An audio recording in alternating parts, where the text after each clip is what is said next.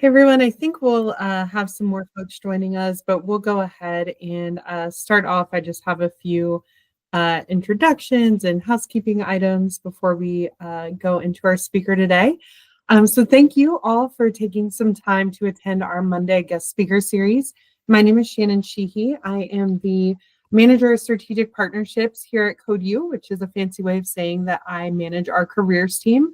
We have a really great team of tech and player specialists and career coaches who are here to help you on the job hunt as you're wrapping up your course and getting started in the tech world. And today's topic has a lot to do with that. Before we get to our speaker, just a few announcements. We do have some more guest speakers lined up.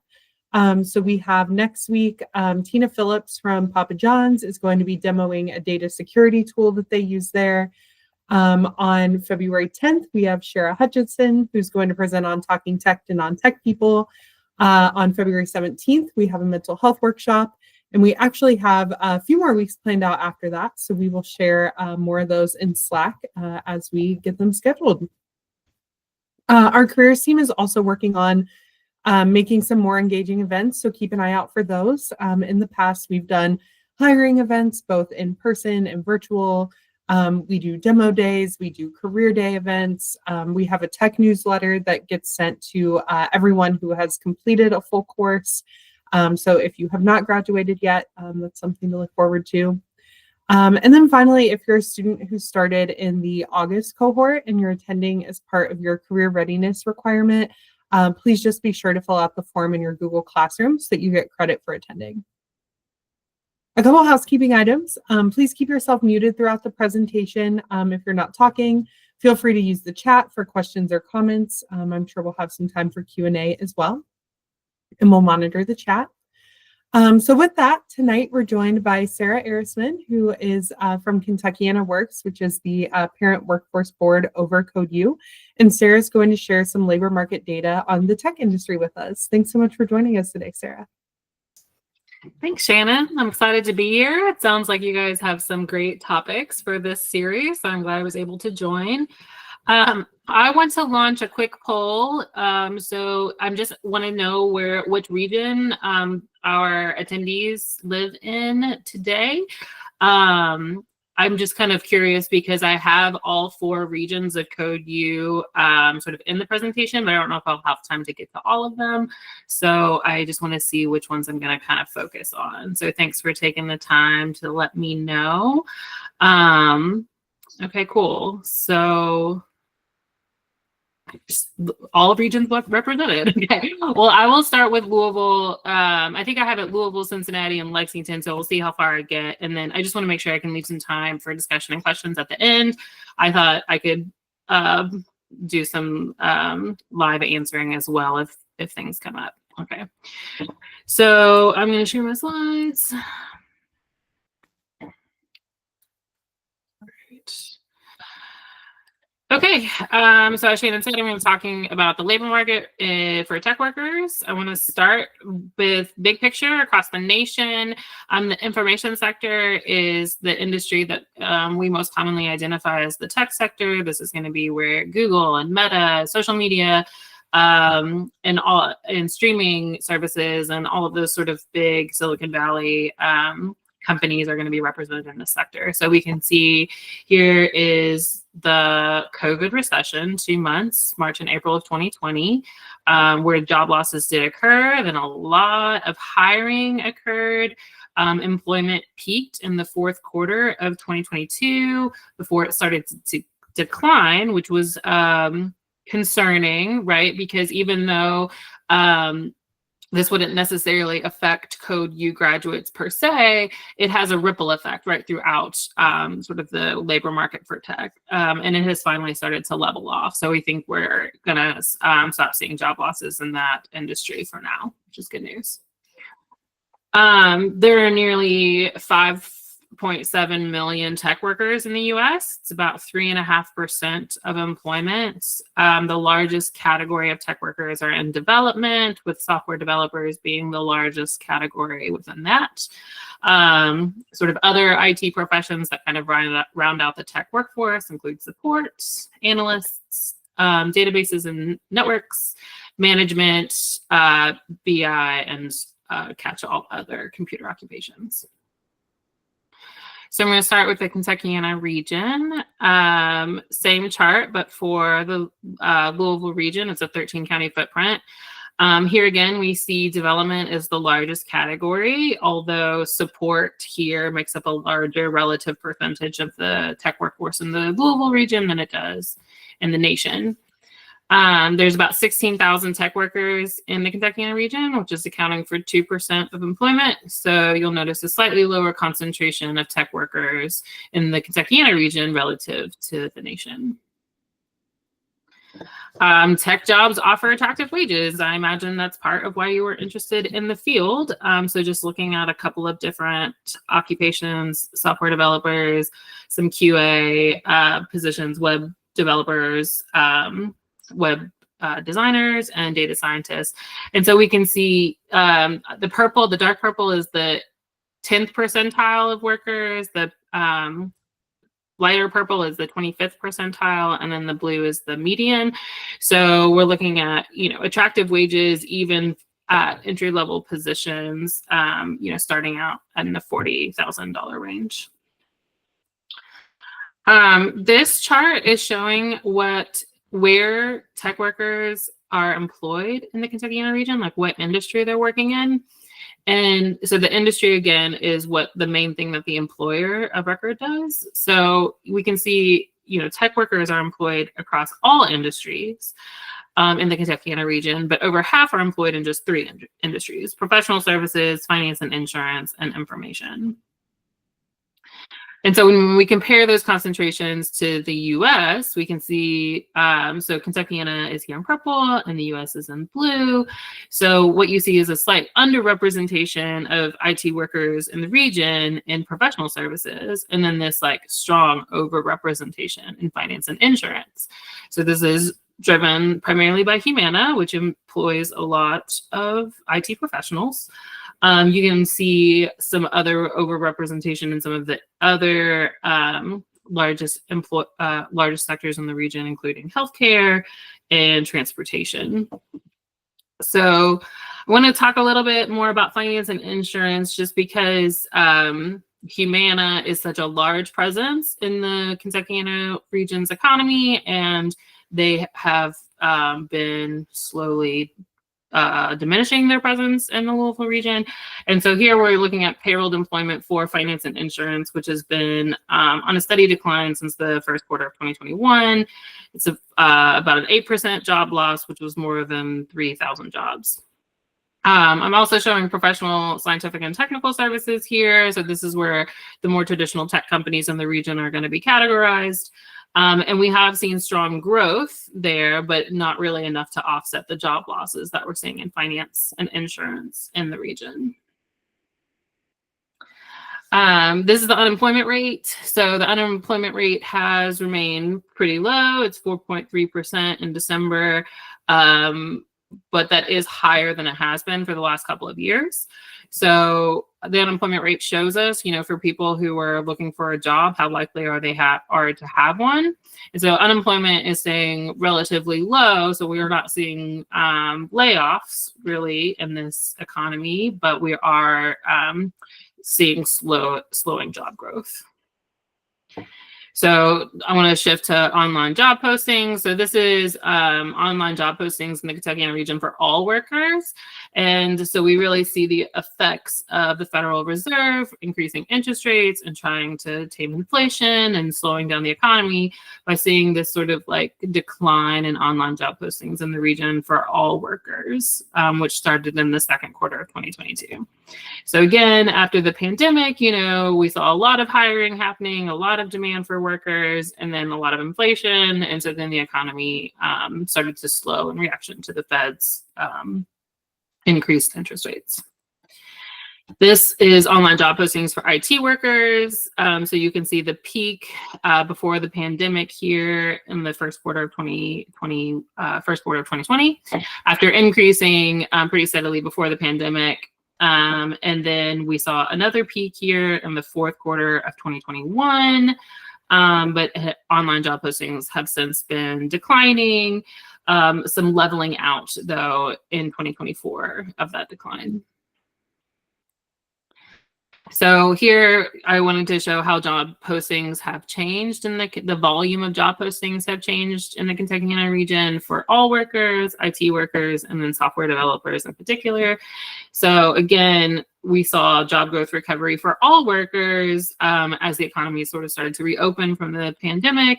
But the volume of online job postings for IT workers never returned to its pre-pandemic level. And the decline in online job postings for software developers in particular has been even steeper than the decline of overall IT workers' job postings. So some things to think about when we think about key drivers of the tech market shift, tech job market shift. Again, so there are big economic factors that are influencing not just the tech industry, but all sort of economic activity. So increased inflation causes increased costs. Then interest rates went up in order to tame inflation, which made things more expensive. And so people, companies are sort of trying to constrain those costs by not hiring people. Global uncertainty and with wars in Russia and in Gaza. So that sort of uncertainty also adds to companies less likely to do risky business, including hiring lots of people. And then consumer spending patterns, we saw a big shift during the pandemic into people buying lots of tech-related services. And then when sort of the world kind of opened back up again, people started spending less money on tech-related services. Of course, there are other factors happening that influence tech more specifically, and that's in the technological space. Of course, artificial intelligence is making waves across the economy, and in particular among tech workers. We're seeing sector maturity in some tech sectors where like social media and e-commerce have sort of, they're not really growing as fast as they once were, right? They're just kind of leveling out with the labor force that they have. And then there's investment in speculative bubbles like cryptocurrency, which can cause ups and downs in terms of hiring, and then have these ripple effects again through the tech labor market. And then we're also seeing from tech companies these business strategies of prioritizing profitability and sort of recalibrating their hiring needs after they sort of overhired during the pandemic.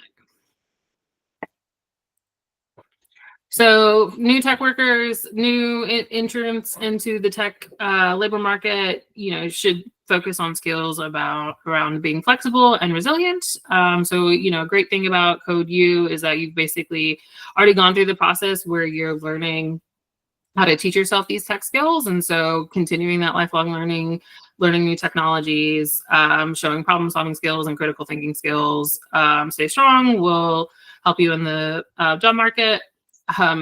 Advertising those soft skills, especially if you spent any time, in customer service, having employers understand that you have good communication skills and that you're a good team player and you're adaptable, also go a long way. Networking, again, is huge. And so kind of get to show off those soft skills.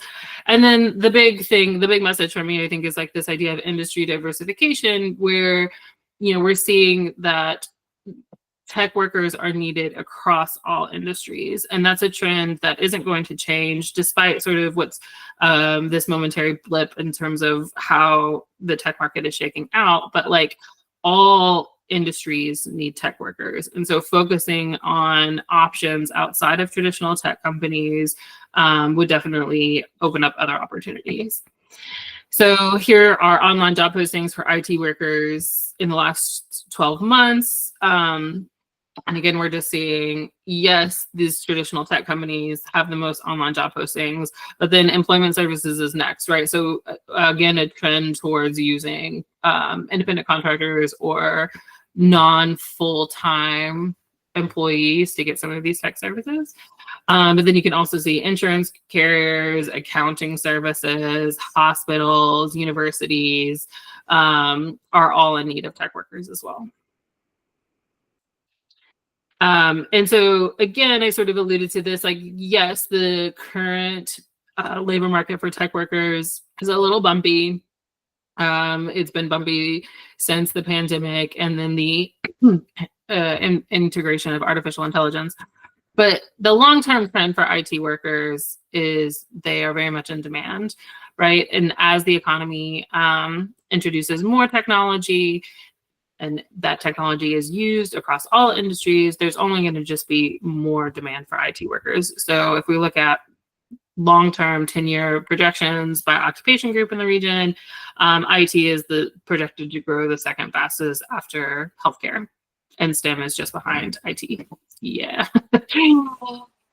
Yeah, so that is one space, right, where we are seeing artificial intelligence is really impacting communications demand as well. So, and this again just shows like that same trend where we're just seeing long-term across the board, all jobs are becoming more technical, having to have more technical skills, having so get all signs moving towards need for more IT workers as we go into the future. Okay, so that was Kentuckiana. I have basically the same slides for the other regions because they are a little bit different in terms of their industry concentration. So this is the tri-state Cincinnati area, Northern Kentucky, Ohio, and a little bit of Indiana. There's 35,000 tech workers in the Cincinnati region. It's about 3% of employment. So this is a higher concentration than the Louisville region, but still lower than the nation. Development, again, is the largest category with software developers. Here, though, support makes like a smaller percentage of the tech workforce in the Cincinnati region as compared to Kentuckiana and the US. So that's interesting for Cincinnati. Again, wages are a little bit higher in the Cincinnati region as compared to the Kentuckiana region, where we're looking at very entry-level wages at a little bit more than 40, up to 80 to 100,000 for median wages. Industry composition is also a little bit different. So again, professional, scientific and technical services is the largest industry for tech workers, followed by management of companies and enterprises. So these are going to be all of the headquarters that are located in the Cincinnati area, and then finance and insurance. So comparing the concentration in the Cincinnati region to the United States, we can see this huge overrepresentation in headquarters, as well as an overrepresentation in finance and insurance, and an underrepresentation in professional services. So key theme here is tech workers tend to work in the region's largest sectors. So wherever there is a lot of employment, you will also find a lot of tech workers, which goes to our theme of all industries need tech, and the more people you have working in that sector, the more likely you're going to need more tech workers. Finance and insurance has also dipped in the Cincinnati region, but it started later, third quarter of 2023. It's fallen about 5%, which is about 3,000 jobs. So to the extent that that's a big employer of tech workers, there's been decline, but not as much decline as there has been in the Louisville region. And employment in professional services and in those headquarters have been growing. Unemployment rate in Cincinnati looks pretty much like it does in Louisville, slightly lower at 3.9%. So again, we're not seeing people being laid off, but that doesn't necessarily mean that there's a lot of hiring either. So online job postings here for all workers started to decline after the first quarter of 2022. IT workers have also seen decline since the first quarter of 2022. So here we're seeing those economic effects are really what's the driving force behind the decline in demand for tech workers in Cincinnati, whereas in Louisville, it was a little bit earlier, really kind of driven by what was going on at one major company, local demand in terms of job postings for IT workers never did recover to its pre-pandemic level as well. So that volume is down to, this leveling off here of about 4,000 online job postings per quarter in the region. Same kind of chart in terms of industries that we're seeing needing tech workers. And so really, again, kind of thinking about how to diversify what kind of industries you might be interested in. Okay, I'm going to quickly go through bluegrass. I'm going to stop talking and see if there's questions. Okay, so 7,000 tech workers in the bluegrass region accounted for 2% of employment. Lexington is obviously a smaller region than Cincinnati or Louisville. So the concentration is about the same, but the overall workforce is smaller at 7,000. Wages are slightly lower in Lexington for some of these positions, but really kind of on par with some of the other regions that we're seeing, even though the cost of living is a little bit lower in Lexington. Here, though, industry composition is different. Over half of tech workers are in just two industries, professional services and the public sector. And here, public education systems are included in the government sector. So University of Kentucky is obviously a huge driver of that. Although there's a huge overrepresentation, right, in the public sector. Again, really driven by the University of Kentucky, but also other state government jobs in that region. Manufacturing too is the third largest industry here, with a very high overrepresentation driven by Toyota. So here is the public sector payroll employment. So this is non-seasonally adjusted data. So you can see, there's a quarter each year where employment levels drop off as faculty are usually on like a 9-month employment calendar. But this main industry, right, is not being really impacted by some of the economic conditions that we're seeing impact other sectors, right? Like the public sector is usually protected from higher interest rates and inflationary pressures because they are a government sector. So we're seeing employment still going up. Unemployment rate is still very low, 4%. Online job postings started to decline in the first quarter of 2022, but we've seen an uptick in the last year. So that's a great pattern for bluegrass. And then this is for IT workers in particular. There's been quite an uptick in the last year in the volume of online job postings for IT workers in the bluegrass region. So the last 2 quarters, about 1,800 per quarter. And here, yeah, this chart's a little bit messy, but again, we're seeing local demand for IT workers did recover to its pre-pandemic level in the last year after it declined throughout 2023. And software developers, too, are just over their pre-pandemic level. So here, the largest demand, though, for online in terms of online job postings are going to be in employment services. So these usually are for temporary hires or other independent contractors brought on that way. Okay, Appalachia looks a little bit different. There's more support roles in the Appalachian region compared to development. There's about 4,000 tech workers, which is 2% of employment. Here, the industry composition is in professional services, the public sector, and information. A huge overrepresentation in the public sector in Appalachia as well. The unemployment rate in Appalachia has been about 2 points higher than the U.S. For the last year. The gap here did start to close for a bit when the labor market was very strong. Appalachia tends to have a higher unemployment rate than the country because there is not as much economic opportunity in the region. And so that gap is sort of persistent at least 2 points. And so the narrowing that we saw after the pandemic has ended. Online job postings started to decline in the second quarter of 2022. For tech workers, we saw a decline in 23, and then it started to increase in 24.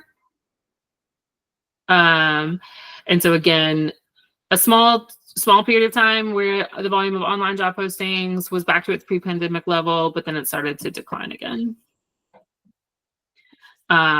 Industries, the second largest here is hospitals, in terms of online job postings for tech workers in Appalachia. Okay, so that is a lot of information, and I don't know, I just wanted to see if there are other questions, either content that I've covered or that I can sort of answer on the fly.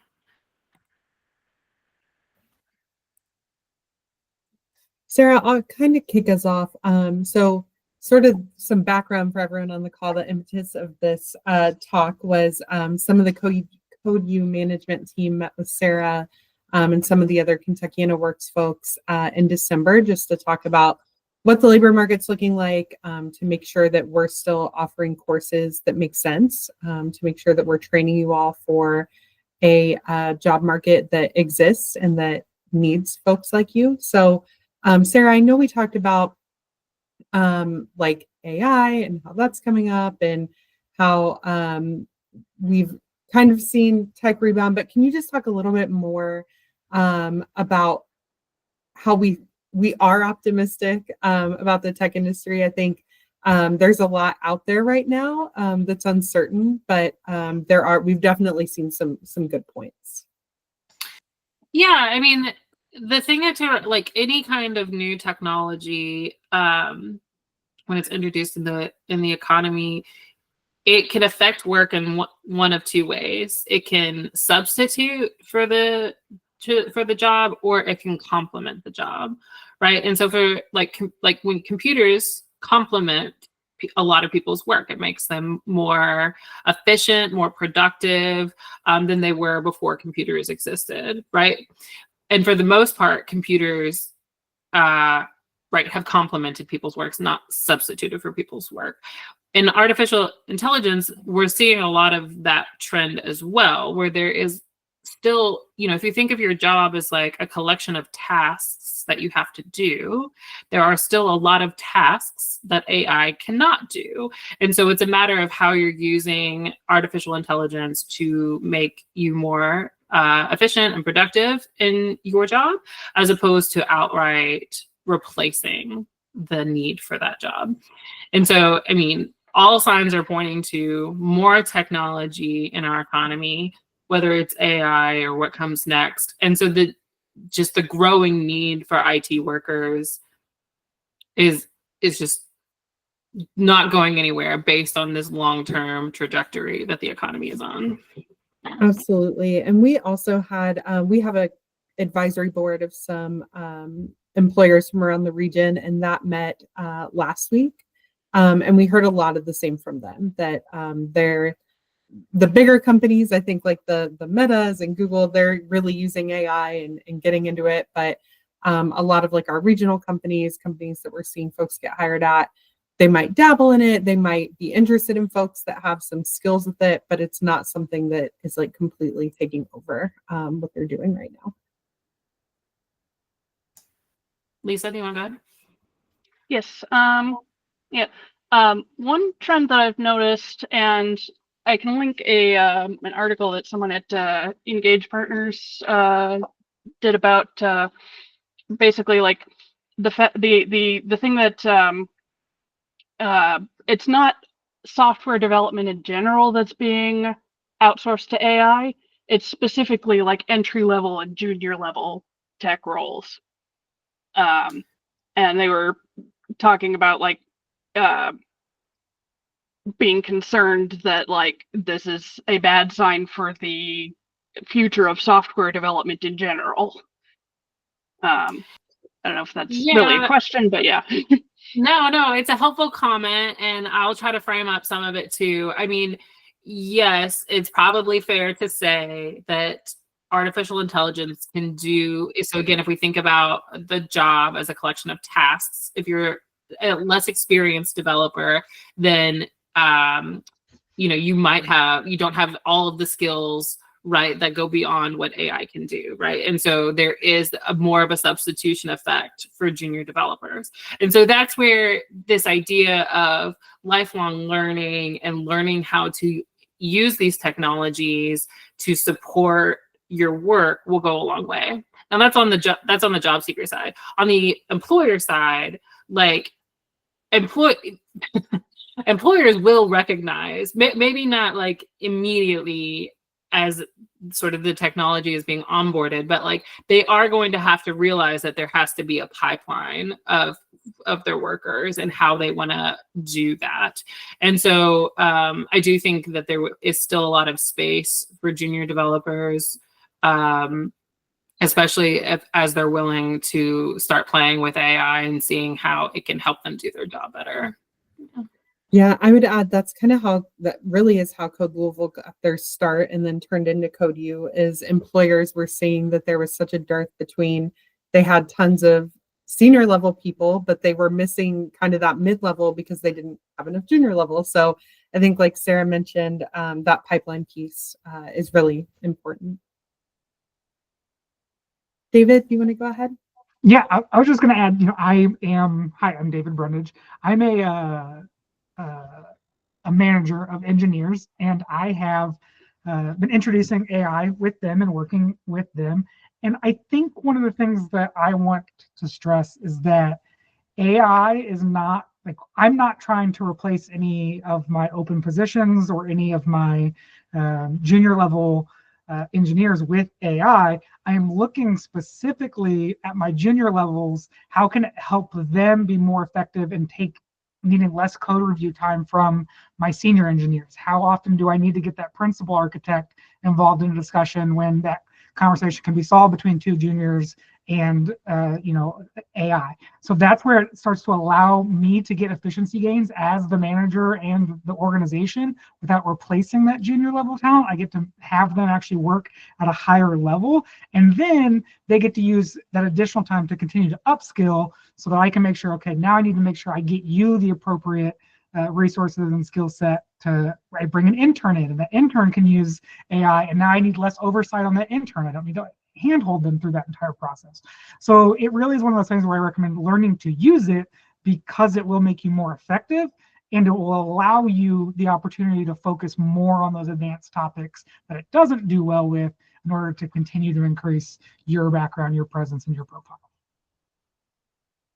Oh, I love this, David. Thank you. I think that you just gave me like all of the tech words for the very message that I'm trying to convey, right? Which is that like a junior developer who can use AI is more effective and better positioned to be a good hire for a company, right? And then that frees up the higher level management to do other things. So that's great. And then just again, there's these snowball effects where like once you start to realize those efficiencies, then you have money to open up a whole new division or something that you haven't had the time or capacity to do yet. But now all of these efficiencies create demand in new ways that we haven't seen sort of come on board yet. And I can see a noticeable difference between the engineers on my team that were early adopters and started playing with this technology very early versus those that were kind of laggards and decided, you know what, I'm not really going to use this. And now where we are now, I can see the difference in the work that they're putting out, and I can see the difference in efficiency and speed. And like you can noticeably tell who is leveraging things more. So it's definitely something that I recommend. Lisa, go ahead. Yeah, kind of to speak to that, I could see like using it in a professional context. Yeah, definitely speeds up your output, makes you more efficient. I think me personally, I'm not comfortable using AI assistants when I'm learning new skills, because I'd rather like go through the process of like figuring it out myself, and I think that the learning sticks better when I do it that way. And B, because AI tends to hallucinate and give wrong answers, and I don't want that to be my teacher necessarily. Yeah. So I would say two things. One, yeah, don't learn directly from it, incorporate it into your learning process. So when I use AI in coding, one of the things I'll always put in my prompt is explain to me the output, explain to me why you chose this, give me details, show me examples, and let me read through it as well. I have the benefit of having been, developing software for 10, 15 years. So I can quickly look at output from AI and tell, okay, that's wrong, this is wrong, I can use this, I can't use that. So that part gets easier as you have more skill and like more developed time in that skill to recognize when things are or aren't right, and it can make you feel more comfortable. I completely agree, you shouldn't be relying 100% on just like what the output of the model is. But you can find ways, I think, to incorporate it into your workflow that helps you learn the technology and helps you continue to learn software engineering and computer science as a whole. Yes. I tell people that it's like doing your job without the internet. Like that's what doing your job without AI will be in 10, 15 years. So now is the time to be like the people who were learning to use the internet, back in the 70s, 80s, into the 90s. Yeah, that's right. And like if we think about another position, like a bank teller who was faced with this like technology in the form of an ATM that could do a lot of what bank tellers did, right? There might have been fear that we will have no need for bank tellers anymore. But that's not true, right? There's lots of bank tellers out there. And part of that is bank tellers are less likely to distribute cash the way that an ATM can do. And they do these other things that are part of their job, like selling you lines of credit and understanding your financial picture, right? Like they have higher skills instead of just like giving out cash, right? But then the other thing that happened was that branches of banks just started opening up everywhere because there was just so much more demand for banking services to be close to you, right? And so that prompted more demand for bank tellers overall, even though there were fewer bank tellers per establishment. So we've seen these patterns through, this isn't the first time, right, that technology has disrupted the economy, right? And we can learn from what has happened before to sort of understand that, yes, there will be sort of some changes in the portfolio of skills that you might need. And yes, there will be some short-term bumps in the economy, and right now we're seeing it both because of the technology and because of broader economic conditions in terms of, high interest rates that we haven't seen in a decade, that is really kind of changing investment patterns for businesses and consumer spending patterns. So two things are kind of happening right now that are really impacting the job market. But over the long term, those things will smooth out, and there will be a lot of demand for tech workers, in particular, as David has highlighted, those that are integrating AI into their workflows. And I do think we'll have a new definition towards what a junior developer is as things continue to shift and change. And the expectations of a junior developer now are going to be very different than I think what the expectations will be in 5 years. But I think that the expectations from mid-level and senior level will also change and adapt with that. So I don't think they're going away. I just think that the barrier to entry will shift, and I do think that you will start to see more people into those positions, because at the end of the day, I still fully believe that humans are going to be in the middle making the decisions. We are not at a point of autonomous, anything. As much as the agent buzz is really hot and big right now, it's not there yet. So I don't think anybody should be worrying about, oh no, I'm not going to have a job in 3 to 5 years. That's crazy. Ken, go ahead. I hope you guys can hear me. My question's more around the local industry. So I'm in Louisville, Kentuckiana, and obviously recently in the last 3 or 4 months, there's been news of Humana possibly reducing its presence. I know Papa John's, there's been rumors for a while of them maybe reducing their presence locally and so on. And obviously, we're kind of a mid-sized city with maybe not the biggest industrial footprint that some other major cities have. Just curious out of your experience there and kind of how you feel since you're in this area. Is there a concern you think that from an IT specifically that the job pool may actually reduce from opportunities because of what's going on? I hope that question made sense. I guess I'm looking more at the overall locally in Kentuckiana, the industry with some of the major announcements recently. Yeah. Yes, it is concerning. I mean, it's concerning for tech workers and for sort of the professional job class in Louisville because like so many of those jobs seem to so many of those industries seem to be shrinking their workforce in the region. And you know, the sectors that are growing are in logistics and manufacturing and healthcare. But all three of those industries also need a lot of tech workers. And the fact that manufacturing and logistics in particular, but also healthcare, they're adopting a lot of technology at a pretty high pace. And so I do think for tech workers, it's going to be interesting to see how that shakes out. But yes, I don't know how to sugarcoat it. Humana is a big player, and it is concerning that they're shrinking their workforce locally, and that's true for tech workers and sort of a lot of people that are employed by Humana. Yeah. Apologize. I don't mean to put a negative spin because this has been a tremendous talk, but I guess what I was wondering, and you've kind of answered it, was as some of the major players maybe back out a little bit, some of the industry you were talking about possibly fill in some of the gap that is kind of left behind. I guess that's where I'm glad to hear that. I wasn't sure if it was a vacuum or if maybe you felt that some of that vacuum was actually going to be taken by other industry that we don't normally associate with IT. Yeah. Well, I mean, yeah, UPS is another big employer of tech workers, right? And they are just growing and growing and growing. So, yes, it does, I think, require an open mind in terms of, what industry you might be willing to go into.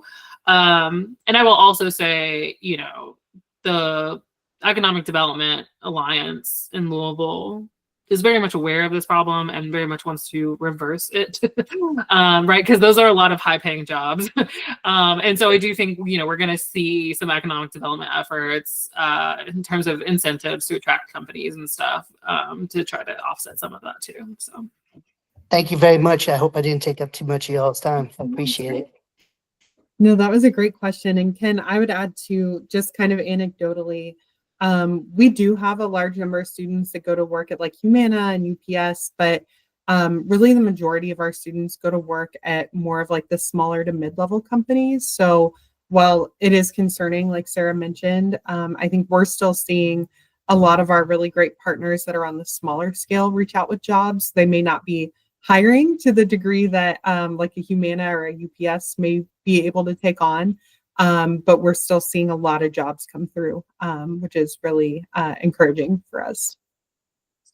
Just to know, and that's a real good point. Unfortunately, I've been in the industry about 25 years, and sometimes you get kind of tunnel visioned with the big guys, and then you start looking at it. And unfortunately, and I'm definitely guilty of it, remembering some of the mid-size is just as viable. So thank you for pointing that out.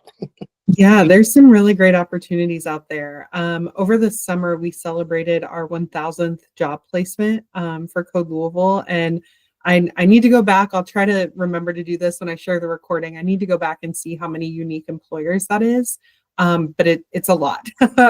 There's a lot of companies that have hired our folks into really great jobs. So I think there are some obstacles there, but we've seen some really promising things as well. I've worked for Humana and I've worked for a 30-person startup. And I can tell you that sometimes being at the smallest companies are the most fun and the most enjoyable. It's very different being in a Fortune 40 versus, a startup. So explore all options. Yeah, it's just important to remember too that there are these sort of ripple effects, right? So that like if Humana like lays off a lot of people or they otherwise reduce their workforce, then those people will start looking for jobs, right? And probably in the region, maybe not, but and so that is sort of a shift too in terms of how that workforce ends up being redistributed in the local economy. So. Yeah. Sarah, I know your work centers mostly around Kentuckiana region, and you had some really great insights into our service regions for code use since we kind of branch out more. Do you have any sort of insight or I guess knowledge of like the tech industry and cities surrounding us, like in Indianapolis or Nashville or Columbus, and if Louisville or our other service regions, if we're kind of keeping up or if we're falling behind, or what that might look like? Yeah, well, so Cincinnati's tech workforce is a little bit bigger than Louisville's, and Indianapolis is bigger than both. So it's real. I mean, the more professional service jobs, the more sort of higher industries that tend to employ people with higher levels of education, you generally just have more tech workers in that space. So Indianapolis and Nashville both are kind of peeling away, honestly, against the Louisville region. I think we can still go to bat with Cincinnati a bit, but they are also larger. They have a lot more corporate headquarters, which just drives that demand, I think, a bit more. So, yeah, that makes a lot of sense. Well, I want to give a quick plug while we still have everybody on. I threw this in the chat, but our team does a really great job of sourcing job postings for you all. So it is a mixture of jobs that we find through our partner resources. So folks like at KentuckianaWorks sending them, or at the state sending them, as well as jobs that we just happen across. And then the final category, which is the best one, is jobs that are sent to us directly from employers who are looking for talent like you all. And we get those fairly often. So definitely check out those jobs channels. If you go to Slack and find the main, I'll share my screen real quick, find the main jobs channel. The most recent post here down at the bottom has it listed all out. So we have jobs channels by region as well as one for remote. We also have one for other regions. So it's areas outside of what we currently serve in case anybody's open to a move. But I would recommend joining at least one for the region you're in, if not more. We, again, get lots of really great posts, and we try to remember to pin the ones that are sent to us. So David York pinned this one that was sent to us from an employer. Because we know that those are ones that are especially going to be really great for you all to go after. So whether you're job hunting right now or planning to, once you finish your course, definitely go ahead and add yourself to those and take a look, because there are a lot of really great opportunities listed there, which I think has been awesome.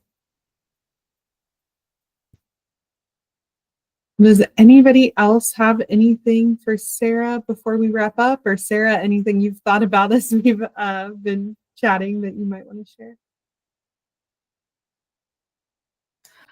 No, thanks for having me. And I will share the slides with Shannon. So if you want to look at the data a little bit more closely for your region, you can do so. And if you have any follow-up questions, KentuckianaWorks is meant to have this labor market information be available as a resource to any interested party. So if you have other questions about that kind of data, just let me know. That'd be great. Awesome. Well, thank you all so much for attending today. I hope you got a lot out of it. We know that there are some challenges with the tech industry right now, but I think as Sarah showed, there are some bright sides as well. And I know our team is always working to find as many job postings for you all and make sure you're as career ready as possible. So please reach out if we can help you with that in any way.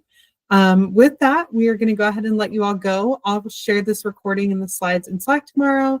And we will also share a listing of the other upcoming events. But thanks so much, everyone. Have a great night.